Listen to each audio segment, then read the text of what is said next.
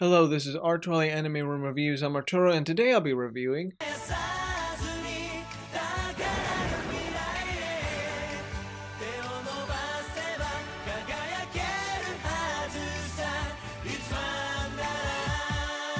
Inuyasha. Was actually my very first childhood anime, but before Inuyasha actually was Yu Yu Hakusho and Big O, but I never really considered them as anime. I thought they were just American cartoons, just detailed.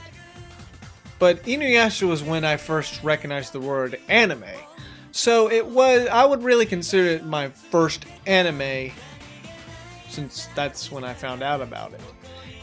And through the years that I watched it, from 2007 all the way up until like around the time of the final act, even though I wasn't really watching it much, in 2011, I think I started to sit down and maybe watch it, or maybe it was 2012, and what do I think about my childhood anime? Because I still hold this anime in my heart as one of the very first animes to get me into anime genre to begin with. Well, today I'll be reviewing a classic anime series that went on for quite some time. I would consider it a long runner, just like everything else, but it did stop. So, without further ado, I will be reviewing this anime. Let's go. From head to toe to show you what malice means.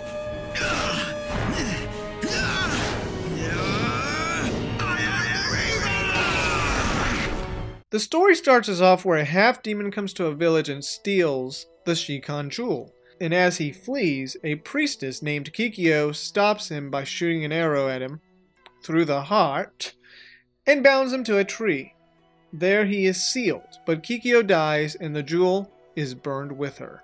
500 years later, Kagome, a high school girl who turns 15, comes to the Bone Eater's well and is soon dragged into the well by a demon. She is now dragged to the past, 500 years earlier, which is basically 1497. She will soon awaken Inuyasha, who has been asleep on the tree for nearly 50 years. And not to mention, the jewel shard is also in her body when she comes to the past. Within just a few episodes in, she will shatter the jewel and will scatter across the country. Now Inuyasha and Kagome must team up to find the remaining shards of the Shikan jewel. And through their journey they will meet people and new characters to join them on their quest. The plot does get bigger with these characters, along with the other friends that join them, because they're also connected in one evil villain's plan that ended up ruining their lives, or made it a living hell. The soundtrack, it's your type of feudal Japan type style, Japanese type music, but there are also some really good ones and nice emotional music, especially Sango's music. Some are catchy, some are, okay. But I gotta say, the openings and endings of Inuyasha is great. Some, I do believe, are better than others, but really good music that they use for the openings and endings. Now, the animation did go through different changes. Because at that time they were following the book, but also having a little bit of filler along with it. So, you get the old animation, and then when you reach a certain point somewhere in the still early 2000s, but up to the mid 2000s, the style changes. And to tell you the truth, it really got better over time, but the animation is actually quite good. And I will say season 5 and 6 really had some nice animation. You could just see the detail. Inuyasha, a half-demon who loved Kikyo, but he thought she betrayed him, and that is why he went after the jewel from the very beginning. The whole reason he wanted to steal the jewel was to become a full-fledged demon. However, when he meets Kagome, he changes. But this is over time. But the character he is, let's just say, he can be a jerk at points. He has a heart, but he also can be a jerk to other people, especially Shippo. He also behaves a little bit almost like your type of childish character, and most of the time you just see him with an attitude. Though when he's thrown into a situation, he doesn't back down, and he fights, and fights with his skills and sword. And yeah, powers. But he also is a bit arrogant, and would just not want to give up even though he's possibly going to lose. Or if the villain doesn't want to play around anymore, He still wants to fight. He does have funny moments, and most of the time in this show, he's either usually arguing with Kagome. Now, Kagome is your typical modern schoolgirl in 1997. Now, obviously, since she's living in the modern day era, the 20th century, she acts like your type of modern high school girl. But also, she's a reincarnation of Kikyo and has the same powers, and she usually uses a bow and arrow, though her character is annoying. She does have her moments, but then again, she's like, eh. At points when she argues with Inuyasha, it's kind of frustrating. Now, I understand she does it because he acts like a jerk, but then there are points where she didn't even have to. The show, though, really focuses on their relationship between Inuyasha and Kagome, and, you know, Kagome is in the middle of Inuyasha and also Kikyo's old relationship. The little demon fox, Shippo, he's usually scared of everything, but he has his brave moments. And, you know, he's a cute character. He's still like a kid, but he has powers because he's a demon. And his relationship with Inuyasha, well, they always fight or get in arguments, and it's funny. Moroku, a monk and a pervert. And the thing with him, I mean, he has these special abilities to help the gang out. When they're not doing anything, he goes off and flirts with the ladies. And the relationship between him and Sango, you know, it's interesting, but then again, he just does the dumbest stuff while she has also this crush on him. And he does too, but yet he still flirts with other ladies. And he has a curse, which is the wind tunnel. And the wind tunnel will actually devour him, and the curse was put on him by Naraku, the main villain. And he wants to defeat Naraku, so that way the wind tunnel will go away. And basically it was cursed by him through the generations. Sango, a demon slayer who lost her brother and family by a trap, obviously set by the main villain, Naraku. Her village was destroyed, and then she also thinks that Inuyasha destroyed her family. But later this and that happened, I won't go into detail. She later joins the group. She travels on their quest to find the Shikan Jewel. When I was 11 years old, I had this big crush on her, a fictional character. And today, she's still my favorite anime character of all time. I mean, she's badass. She could lift up this big boomerang. I mean, and also the coolest thing about her is, like, you see her get wounded in the very first episode that she's in. She loses her family, and then they bury her, and then she comes out of the grave not wanting to die yet. I mean, that is, like, courageous. And even when she's hurt, she keeps on pounding. Now, her relationship between Moroku and Sango, she gets mad at him when he cheats, or when he touches her. And her small friend, Kilala, who is probably older than the rest of the group. She is always by Sango's side. Always. Then there's Kikyo, the priestess, who watched over the jewel, had a relationship with Inuyasha, though she thought he betrayed her. Then she is resurrected by a wicked lady. And now she has soul collectors to gather souls and give them to her. And she can be a bit, well, I don't know. I remember my mom mentioned that she was kind of weird.